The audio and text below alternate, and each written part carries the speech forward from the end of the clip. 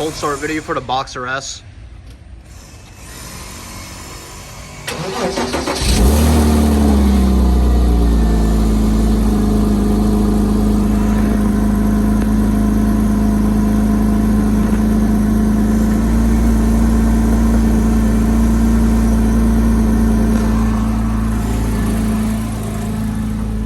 And the temp readings right here.